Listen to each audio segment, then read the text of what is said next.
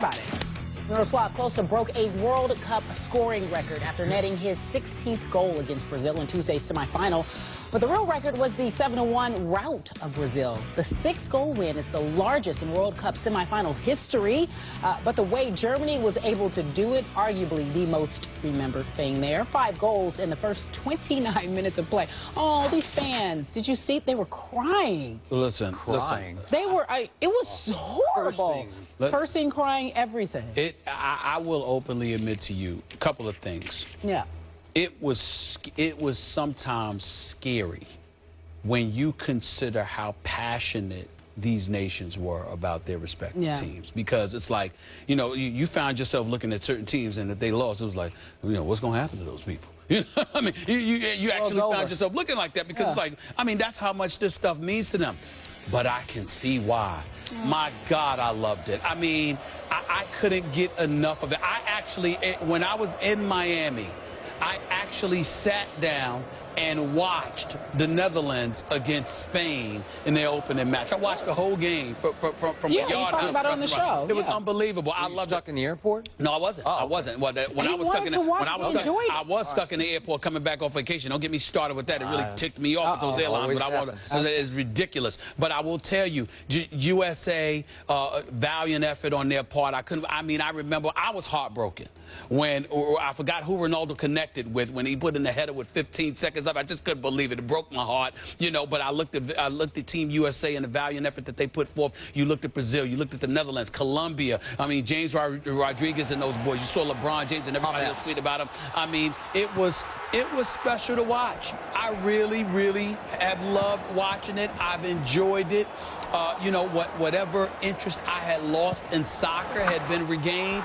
And I got to tell you, I mean, it was far more exciting than I ever anticipated it would be. And I loved every moment of it. I really did. You still watched after? I didn't watch the beatdown last night that Germany put on Brazil. Thank the good Lord, because I mean, how you go down 5-0? I mean, it was an annihilation. That was bad. This was about a host nation, worst loss in World Cup history. I mean, that was bad. That was embarrassing. But outside of that, I mean, most of the matches have been highly competitive. They really have. Have they? I loved the World Cup. I have watched the heck out of the World Cup even after the U.S. was eliminated. Yep.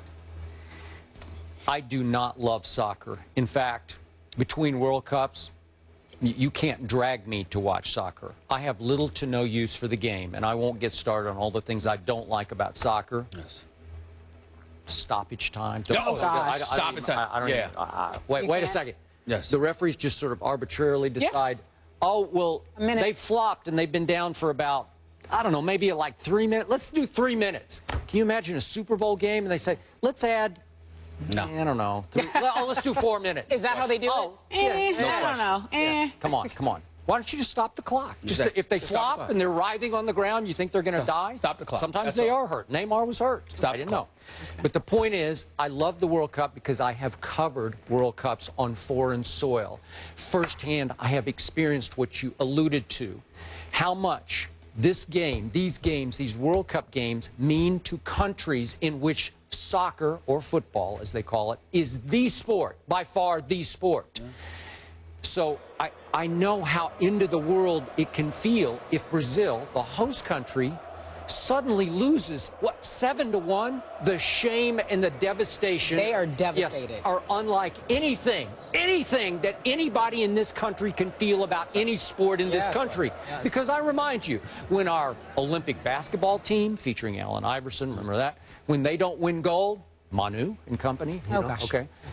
But when they don't win gold, are we don't like it, and we gnash our teeth a little bit, but are we devastated? Do we feel shame? No, because we know we have the greatest professional basketball league in the world, and that in a month or two it will start up again and we'll all be okay. This is different.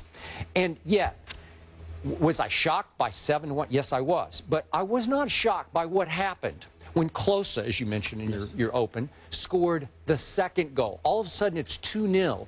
And with the weight of the known world to the Brazilians on their shoulders, they saw the handwriting. It's like, we have lost. And you know what they did? They flat out quit. They just quit. It seemed that way. And then it became clear to me as I watched that it wasn't the loss of Neymar, and that's why I've been watching Brazil, because I like the superstars. You know, give me Messi, give me Neymar. That's right. But or give me James. Or Ronaldo. But in this case, it wasn't the loss of Neymar on the attack. It was the loss of Thiago, not Splitter, but Silva. Thiago Silva, who was the heart, soul, guts, and brains of their defense, which had been a little bit on Amazon quicksand in the early games in this tournament.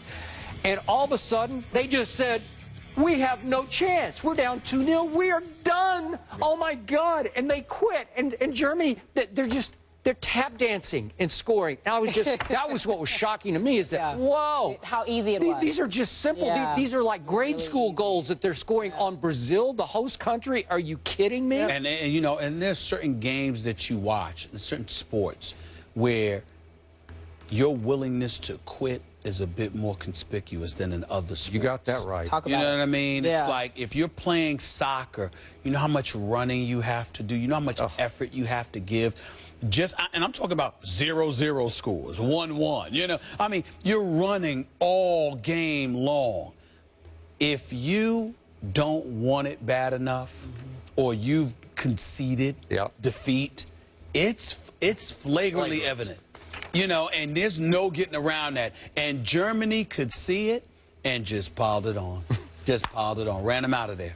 All right. Ran them out of there. We're talking everything. Now our game against Germany looks pretty good. Yes. From World Cup to